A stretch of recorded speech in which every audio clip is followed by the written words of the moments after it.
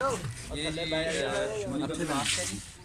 और टोनिकल फ्लास्क के साथ क्या है जी, उसके अंदर हमने बेस मिलाया NaOH सोडियम हाइड्रोक्साइड, और सोडियम हाइड्रोक्साइड के अंदर हमने शामिल किया वो हमने सॉल्वर किया वाटर के अंदर, और उसके अंदर हमने इंडिकेटर शामिल किया नॉक्सी। ये हमारे पास पर्पल जो है सोल्यूशन सबको नज़र आ रहा है। तो अब इस पर्पल सोल्यूशन का हम करेंगे टाइट्रेट। अच्छा, इससे इसको न्यूट्रलाइजेशन कहते हैं।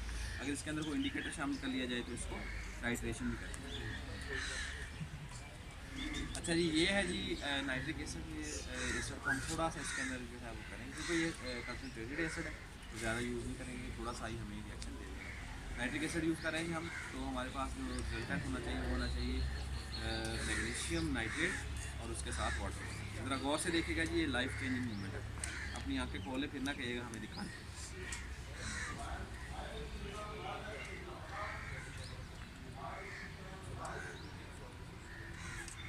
मैं जादूगर नहीं हूँ जी, दिस इज़ प्योर केमिस्ट्री।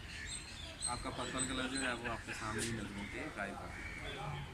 अभी ये नीचे से जो है ये वाइट। अच्छा, ये देखिए, ये डिफ्यूजन की भी मिसाल है। हमने कंपाउंड डाला, वो कंपाउंड नीचे चला गया, और नीचे जाके उसने क्या किया, और सारे का सारा हिस्सा वाइट कर दिया। मैं इसको थोड़ा सा स्टीप करूँगा। ये आपका सारे का सारा कलर। क्लैपिंग कर दो यार।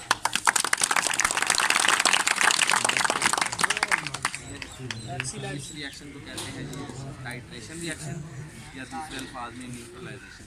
ठीक है, मैं आपके सामने ही हमने क्या किया, सारे का सारा कलर पर्पल कलर जो है उसको क्या किया, टाइट्रेट करके उसको चेंज कर दिया वाइट कलर।